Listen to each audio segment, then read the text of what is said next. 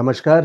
धनु लग्न, Sagittarius ascendant वाले आप लोग प्रिंसिपल्ड होते हैं, वैल्यूज होती है आप लोगों की, सिद्धांत अपना रखते हैं, वैल्यू लेकर के चलते हैं लाइफ में। तो मई का मंथ आपके लिए कैसा रहेगा वो देखते हैं इस वीडियो में। अगर वीडियो आपको अच्छा लगे तो लाइक कीजिएगा और चैनल को अभी तक सब्सक्राइब नहीं किया है तो सब्सक्राइब कीजिएगा। तो मई के मंथ को 3 पार्ट में डिवाइड किया है। फर्स्ट से लेके 7th में यानी 7 मई तक यहाँ पे एक प्रेशर फील होगा।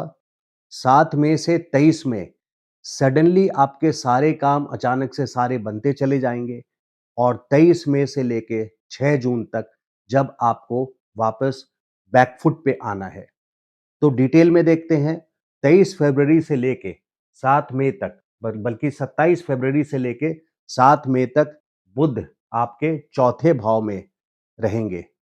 यानी मई के वीडियो में जब आपको मिलेगा तो 1 मई से 7 मई तक एक वीक बुध आपके चौथे भाव में, जो कि अध्यात्म का घर है। बुध को हम इसलिए देख रहे हैं क्योंकि आपके दशम स्थान के स्वामी हैं, 10th हाउस के, जहां से हम लोग प्रोफेशन को देखते हैं। बिजनेस हो यानी व्यापार हो या जॉब हो, कंसल्टेंसी हो या जो भी कर्म क्षेत्र में आप काम करते हैं, उससे रिलेटेड फल देखने के लिए 10th हाउस पे हम लोग नज़र ज़रूर डालते हैं। और कर्म क्षेत्र के अलावा कर्म क्षेत्र के लिए दशम स्थान से भावत भावम के हिसाब से दशम स्थान से दशम स्थान 7वां घर पड़ता है। तो 7वां घर दशम स्थान से 10th ये आपकी पब्लिक इमेज के लिए, प्रोफेशन के लिए हम लोग देखते हैं कि समाज में आपको रिस्पेक्ट कैसा मिलेगा। और 10th हाउस से 10th हाउस 7th हाउस आपकी public image, social recognition, identity, जैसे दूसरे लोग आपको देखेंगे, वो आइडेंटिटी, एक पहचान के लिए हम लोग 7th हाउस को देखते हैं। तो यहाँ पे दोनों ही 10th हाउस से 10th हाउस, 7th हाउस और 10th हाउस, दशम स्थान और 7वां स्थान, दोनों के स्वामी बुध हैं, जो कि 7 मई तक चौथे स्थान पे हैं। तो चौथे स्थान से अध्यात्म का घर होने के वजह से आपको एक प्रेशर कुकर वाली सिचुएशन फील होगी। यानी हार्ड वर्क काफ़ी होगा, लेकिन उस मुताबिक आपको रिजल्ट्स उतने अच्छे अपने काम धंधे में या ओवरऑल नहीं मिलेंगे, नहीं मिल रहे होंगे। और 7 मई से लेके 23 मई तक यहाँ पे बुध आपके पंचम स्थान पे आ जाएंगे। तो 7 मई से 15 मई तक सूर्य के साथ रहेंगे। सूर्य 15 मई तक उच्च के हैं यानी एग्जॉल्टेड हैं, 5th हाउस में हैं और आपके भाग्य स्थान के भी स्वामी हैं। तो ये गौर से समझिए कि 7 मई से 15 मई तक आपके कर्मेश और आइडेंटिटी यानी आपकी पूरी दुनिया, 7th हाउस पार्टनरशिप, मैरिज के स्वामी और कर्म से रिलेटेड प्रोफेशन के लॉर्ड भी हैं, स्वामी हैं। तो उच्च सूर्य के साथ एक मान सम्मान, और ये एकदम सडनली होगा 7 मई से लेके 15 मई तक, खास करके स्पेसिफिकली ज़्यादा 7 मई से 15 मई तक, क्योंकि एग्जॉल्टेड सूर्य हैं, उच्च के सूर्य हैं और आपके भाग्य के स्वामी हैं, नवम स्थान के स्वामी सूर्य हैं। पंचम स्थान सडन गेन्स देते हैं। तो 5th हाउस में आपके कर्मेश का जाना, उच्च के सूर्य का 15 मई तक रहना, 7 मई से 15 मई, और फिर सूर्य वहां से बेशक चले जाएंगे, उस पर हम बाद में चर्चा करेंगे गवर्नमेंट वर्क से रिलेटेड। लेकिन 7 मई से 23 मई तक पूरा ही बुध आपके पंचम स्थान पे रहेंगे। तो 5th हाउस सडन गेन्स देते हैं, सडनली आपके काम बनने लग जाएंगे, सारी चीजें ऐसी लगेगी जैसे फेवरेबल होती चली जा रही है और इस टाइम पे आपको सक्सेस काफी हद तक मिलेगा। 23 मई से फिर बुध का गोचर आपके छठे स्थान पे हो जाएगा, वृषभ राशि में, 23 मई से 6 जून तक। तो इस टाइम पे ये विपत्ति स्थान है, आपको बैकफुट पे रहना है, आ बैल मुझे मार नहीं करना है, जानबूझ करके अनड्यू फेवर किसी से मांगने के लिए ना जाएं और अपने गुप्त शत्रु से, यानी अपने जानने वालों में से ही, जो मीठा बोलते हैं लेकिन पीठ पीछे छुरा लेके खड़े रहते हैं, ऐसे लोगों का पता नहीं चलता। तो आपको सतर्क रहना है कि आपके साथ कौन अच्छा व्यवहार कर रहा है, कौन नहीं कर रहा है। बल्कि जब छठे स्थान में ग्रह जाते हैं तो अपने ही लोग आपके अगेंस्ट ऐसे टाइम पे हो जाते हैं, खास करके जब आपका लग्नेश छठे स्थान पे चला जाएगा, किसी का भी जाता है, तो वही लोगों का व्यवहार जो पहले अच्छे थे, उनका व्यवहार बदल जाता है। तो 3 पार्ट में हमने देखा, 1 मई से 7th में, क्योंकि 27 फरवरी से 7 मई तक आपके बुध चौथे घर में, अध्यात्म के घर में दशम स्थान को देख रहे थे। तो यहाँ हैपनिंग फ़ील करा रहे होंगे, काफ़ी काम करवा रहे होंगे, वर्क ओरिएंटेड रखे होंगे आपको, लेकिन डिज़ायर्ड रिज़ल्ट्स आपको ऑन ग्राउंड नहीं मिल रहा होगा। बट ये सिचुएशन सडनली पूरी चेंज होगी 7th मई से स्पेशली 15th मई तक, बट एक्सटेंडेड वे में 7th मई से लेके 23 मई तक पूरा ही बहुत अच्छा है, क्योंकि यहाँ पे आपके 5th हाउस एक सडन गेन का हाउस है, पंचम स्थान प्रारब्ध का घर है, सडन गेन्स का घर है और शुभ घरों में भाव में माना जाता है 5th हाउस। तो यहाँ पे 7th में से 23rd में अनुकूल रिजल्ट्स मिलेंगे, खास करके बिजनेस या जॉब में। और 23 मई के बाद से 6 जून तक आपको बैकफुट पे रहना है, क्योंकि कर्म स्थान के स्वामी और 10th से 10th 7वें घर के स्वामी आपके छठे भाव में चले जाएंगे।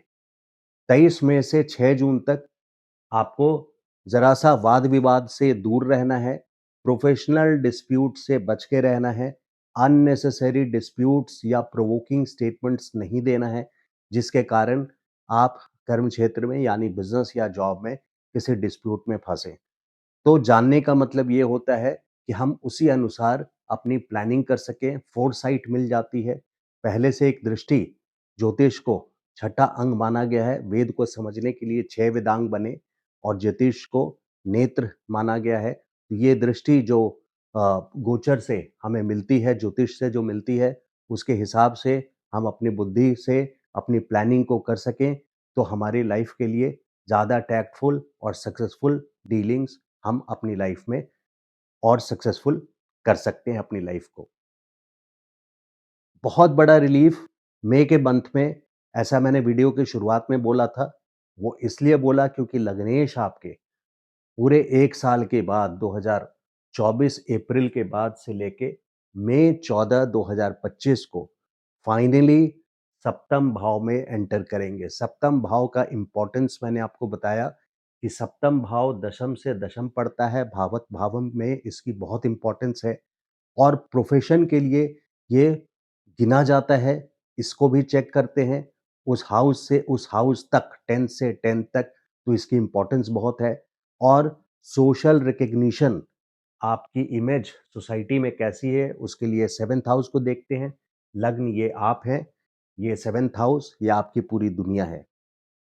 इसके अलावा बृहस्पति जो 1 साल मई 14 2025 से लेके मई एंड 2026 तक 7वें घर में रहेंगे, वहाँ से लग्न को 7वीं दृष्टि से देखेंगे, यानी डायरेक्ट दृष्टि होगी उनकी, डायरेक्ट एस्पेक्ट होगी। तो लग्न पे दृष्टि पड़ने का मतलब है कि आपके पूरे लाइफ में एक स्टेबिलिटी लाना। लग्न ओवरऑल लाइफ को रूल करता है, एसेंडेंट फर्स्ट हाउस, वहाँ से पूरे लाइफ की पिक्चर आप देख सकते हैं, एनवायरनमेंट आप देख सकते हैं। तो बृहस्पति का 7th हाउस से लग्न को देखना एक प्रॉस्पेरिटी, ग्रोथ, स्टेबिलिटी, एक फाउंडेशन पिलर आपके बना देता है। तो प्रॉस्पेरिटी एश्योर्ड है और यहाँ पे आप बिज़नेस पार्टनरशिप में भी सक्सेसफुल होते हैं। अगर कोई बिज़नेस कर रहे हैं और उसमें आपके पार्टनर्स हैं, तो यहाँ पे ज़रा-सा कॉर्डियल रिलेशंस होता है और ग्रोथ काफ़ी अच्छी होती है, क्योंकि बृहस्पति का ट्रांज़िट्स अपने जिस घर से जाते हैं, वहाँ पे प्रॉस्पेरिटी लेकर के आते हैं, ग्रोथ लेकर के आते हैं।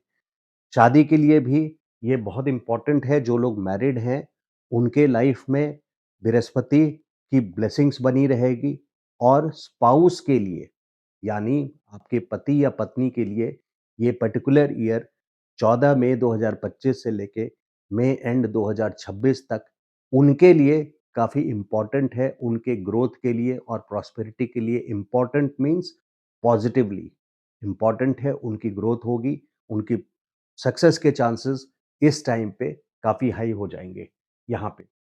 वैसे धनु लग्न वाले अक्सर कई कुंडलियों में मैंने देखा है, क्योंकि ड्यूअल राशि है, जेमिनी मिथुन साइन है, तो कई बार ऐसी सिचुएशन लाइफ में आती है, अगर जन्म कुंडली में ऐसा योग बन रहा है तो मिथुन राशि होने की वजह से उनकी 2 शादियाँ होने की प्रोबेबिलिटी बढ़ जाती है।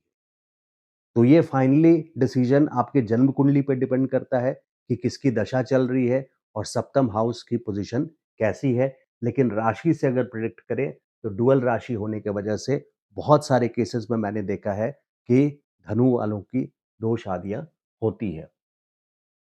बृहस्पति जो अभी 14 मई को जाएँगे, यहाँ पे मैं आपको ये हाइलाइट करके बताना चाहता हूँ कि इस बार 14 मई से 18 अक्टूबर तक, यानी सिर्फ़ और सिर्फ़ 158 दिनों में, यानी साढ़े 5 महीने में ही पूरे 30 डिग्री को क्रॉस करेंगे, यानी फुल स्पीड में रहेंगे। तो इनकी डिलीवरी भी फुल स्पीड में होगी और ये आपके लिए बहुत इम्पोर्टेंट है क्योंकि 10th हाउस से 10th हाउस है, दशम से दशम है। आपके काम-धंधे के लिए, जॉब में प्रमोशन के लिए, ग्रोथ के लिए बहुत इम्पोर्टेंट है। तो सिर्फ़ 158 डेज़, यानी साढ़े 5 महीने में ही 30 डिग्री क्रॉस करेंगे, जो कि 12 महीने में करते हैं, यानी 365 दिनों में करते हैं। तो बृहस्पति की स्पीड बहुत ज़्यादा रहेगी। इस टाइम को make the most of the time, good time. Opportunity को आप अच्छे से यूटिलाइज़ करें, अपने एफर्ट्स लगाएँ। सिर्फ़ आपको मैं एक कॉशियस वाला टाइम दे रहा हूँ, बृहस्पति से संबंधित, वो है 13 जून से लेके 14 अगस्त तक, जब बृहस्पति मिथुन राशि में आर्द्रा नक्षत्र में रहेंगे, जो कि राहु का नक्षत्र है। तो वहाँ पे एक बदनामी सी सिचुएशन बन जाती है। ये आपके स्पाउस के घर में है, पति-पत्नी के घर में है, बिज़नेस पार्टनरशिप के घर में है और ज़रूरी नहीं है कि पति-पत्नी से ही संबंधित कोई ऐसी बदनामी वाली सिचुएशन या तहलका वाली सिचुएशन आए। तहलका मीन्स स्टॉर्मी, क्योंकि रुद्र के जो देव हैं, राहु आर्द्रा के जो देव हैं, वो रुद्र हैं, आंधी-तूफ़ान के कारक हैं, गुस्से वाला रूप शिव जी का। तो आर्द्रा नक्षत्र में 13 जून से 14 अगस्त, इस टाइम पे आपको अपने स्पाउस से, पति-पत्नी से केयरफुल रहना है, उनको भी आप केयरफुल रहने बोल दीजिए। और इसके अलावा क्योंकि बृहस्पति आपके दशम से दशम में है, तो बिज़नेस पार्टनरशिप, प्रोफ़ेशन यानी बिज़नेस में, जॉब में, और इसके अलावा बृहस्पति चूँकि फाइनेंस रूल करते हैं, फाइनेंस का पोर्टफ़ोलियो बृहस्पति के पास है, गुरु के पास है। तो फाइनेंस से रिलेटेड कोई बड़ा डिसीज़न आप 13 जून से लेके 14 अगस्त तक ना लें। यहाँ पे मैं आपको सजग करता हूँ कि बैक फुट पे रहें फाइनेंशियल डिसीजंस में, बिज़नेस पार्टनर की डीलिंग्स में, मैरिड लाइफ़ में जो लोग हैं, ऐसे चीज़ों में, प्लस प्रोफ़ेशन में। 13 जून से 14 अगस्त करीब 2 महीने का टाइम है, जब आपको केयरफुल रहना चाहिए। उच्च शुक्र मई में आपके चौथे भाव में रहेंगे उच्च शुक्र, तो क्वालिटी टाइम आप फैमिली के साथ बिताएँगे पूरे मई के मंथ में क्वालिटी टाइम, कंफर्टेबल टाइम, हो सकता है कोई इवेंट भी हो, कोई सेलिब्रेशन, बर्थडे या किसी भी नॉर्मल कोर्स में आप घर में पार्टी रखें, हो सकता है इनवाइट करें, क्योंकि एक एन्जॉयमेंट सी सिचुएशन शुक्र आपके लग्ज़री एंड कम्फर्ट आपको घर में देंगे, तो क्वालिटी टाइम आप घर में मई के मंथ में बिताएँगे। फादर हेल्थ के लिए और मदर हेल्थ के लिए, यानी माता-पिता के लिए, दोनों पे एक-एक करके चर्चा करते हैं, क्योंकि चौथे भाव में आपके शनि आए हैं, तो शनि कोई ना कोई हेल्थ प्रॉब्लम्स लॉन्ग टर्म के लिए आपकी माता को दे सकते हैं। तो वो बिल्कुल अवॉइड नहीं कीजिएगा। अगर उनके तरफ से कोई सिम्पटम का डिस्कशन होता है, इनिशिएट होता है कि मुझे ये तकलीफ़ है, तो वहाँ से आप बैक ऑफ द माइंड में तुरंत समझ लीजिए कि शनि 29 मार्च 2025 को प्रवेश कर चुके हैं और 2027 तक, वन गो में 2 साल यहाँ पर हैं और फिर 20 अक्टूबर 2027 से लेके फ़रवरी 2028 तक 4 महीने उधर भी हैं। तो 2 साल इधर लगातार हैं। तो माता को अगर कोई हेल्थ प्रॉब्लम होती है, पहली बात ये चेक कर लीजिए कि उनका हेल्थ इंश्योरेंस है कि नहीं। फ़ोर प्लानिंग ऐसे ही की जा सकती है ज्योतिष के समय को जानने से कि आप उनका हेल्थ इंश्योरेंस ले लें, अगर नहीं है तो उनके dates, revisal dates, renewal dates check कर लें और मेडिकल अटेंशन की ज़रूरत पड़े तो उसको नेग्लेक्ट ना करें। बल्कि ज़्यादा कंसर्न और थोड़ा-सा ज़्यादा इम्पोर्टेंट आपके पिता के हेल्थ के लिए है, क्योंकि 9th हाउस से केतु का ट्रांज़िट है। नाउ केतु यहाँ पे आप उनके उनके लिए एक सिचुएशन ऐसी लाता है जिसमें उनको कोई पीड़ा दे सकता है, तो ये हेल्थ रिलेटेड ना हो, उनके medical attention, medical insurance renewal, ये सब आप चेक कर लें, क्योंकि केतु का रोल 9th हाउस से ट्रांज़िट 18 मई 2025 से लेके 5 दिसंबर 2026 तक केतु का ट्रांज़िट है यहाँ पे, तो उनके हेल्थ के प्रति भी आप सजग रहें। और क्रोनिक डिज़ीज़ अगर बढ़ती उम्र है, किसी की 40 प्लस है, 45 प्लस है, 50 प्लस है, तो कोई लंबी बीमारी अगर है आपको, तो यहाँ पे मंगल 3 अप्रैल से 7 जून तक है, यानी पूरे मई के मंथ में है और 7 जून तक है। वो फ्लेयर अप हो सकता है क्योंकि मंगल एक्शन देता है, कैटलाइज़ करता है, उसको बढ़ाता है, तो यहाँ पे तकलीफ़ कर सकता है। जैसे किसी का मान लीजिए कि पाइल्स की बीमारी है, तो वहाँ इन्फ्लेमेशन से रिलेटेड जो भी चीज़ें हैं, गठिया है, तो उनसे तकलीफ़ बढ़ सकती है मई के मंथ में। तो यहाँ पे हनुमान चालीसा का पाठ आपको 3 अप्रैल से 7 जून तक लगातार करना चाहिए। अगर अभी तक नहीं शुरू किया है, तो अभी भी आप कर सकते हैं मई के पूरे महीने में। गवर्नमेंट वर्क से रिलेटेड जो भी काम करना है, सिर्फ़ गवर्नमेंट नहीं, अपने ऑफ़िस के मैनेजमेंट से, बॉसेस से, सीनियर से और पिता से कोई आपको अ, हेल्प चाहिए, तो ज़्यादा इम्पोर्टेंट डेट्स हैं 15 मई तक के, जब सूर्य आपके एग्ज़ॉल्टेड हैं, उच्च स्थान पे हैं, आपके पंचम स्थान पे हैं। 15 मई से 15 जून तक आपको गवर्नमेंट से रिलेटेड और मैनेजमेंट से रिलेटेड जो काम हो, उस पे ज़रा-सा बैकफुट पे रहना है, क्योंकि वैसे भी 23 मई से लेके आपके बुध छठे भाव में आ जाएँगे। तो गवर्नमेंट से रिलेटेड काम हो, मैनेजमेंट से रिलेटेड काम हो, तो आप 15 मई के पहले कर लें तो बेटर है, और नहीं कर पाए तो 23 मई तक फॉर श्योर आप उसको कर लें, और 23 मई से 6 जून तक आपको बैकफुट पे रहना है। स्टूडेंट्स के लिए देखें, स्टूडेंट्स के लिए गुड है आफ्टर 6 जून, क्योंकि यहाँ पे मंगल फिर आपके जो पंचम स्थान के स्वामी हैं, मंगल यहाँ पे आपके 9th हाउस में आ जाएँगे, और बृहस्पति की दृष्टि लग्न पे 14 मई से पड़नी शुरू हो गई है, जो कि एक सक्सेस एश्योर करता है इस पर्टिकुलर 1 ईयर में। बिज़नेस और जॉब के लिए जो बेस्ट डेट्स मैंने बताए हैं, वो 7 मई से 23 मई तक, 7 मई से 15 मई काफ़ी बेनिफिशियल बताया है, बहुत अच्छा बताया है, लेकिन 7 मई से पूरे 23 मई तक ही ये काफ़ी बेनिफिशियल डेट है। शेयर मार्केट के लिए नो, मंगल आपके 8वें घर में है, तो आप इसमें रिस्क ना लें बिल्कुल भी। और मैरिज के लिए जो लोग मैरिज की प्लानिंग कर रहे हैं और मैरिज अभी तक नहीं हो पाई किसी वजह से, तो ये पर्टिकुलर ईयर उनके लिए बहुत प्रॉमिसिंग है। बृहस्पति का ट्रांजिट ऑलमोस्ट एश्योर कर देता है कि इस पर्टिकुलर 1 ईयर में आपकी शादी तय हो जाएगी। जो लोग मैरिड हैं, उनके मैरिड लाइफ में बृहस्पति की ब्लेसिंग्स बनी रहेगी। लव इन रिलेशनशिप्स में जो हैं, लव रिलेशनशिप में 15 मई तक ईगो अवॉइड करें। सूर्य का ट्रांजिट है, एग्ज़ॉल्टेड हैं, सूर्य का ट्रांजिट है 5th हाउस में, ये अच्छी बात है। लेकिन अगर ईगो में पड़े, तो वहाँ पे आपको प्रॉब्लम हो सकती है, और वो 15 मई से 15 जून आपके लिए प्रॉब्लमैटिक हो सकती है। तो मई के मंथ के पंचांग के कुछ इंपॉर्टेंट डेट्स हैं। बुद्ध पूर्णिमा 12 मई को, वट सावित्री व्रत 26 मई को, जिसको कृष्ण अमावस्या बोलते हैं, और प्रदोष व्रत 9th मई एंड 24 मई को। जो रेमेडीज करते हैं आप, उसको प्रदोष व्रत के दिन निश्चित तौर पे करें। ये काफ़ी इंपॉर्टेंट डेट्स होते हैं प्रदोष व्रत का, जिसमें आपको बेनिफिशियल रिजल्ट्स मिलते हैं। तो ये था समरी पूरे मई मंथ का धनु लग्न सैजिटेरियस एसेंडेंट वालों के लिए। वीडियो अच्छा लगा तो प्लीज़ लाइक कीजिए एंड चैनल को सब्सक्राइब कीजिए। Thank you so much. नमस्कार।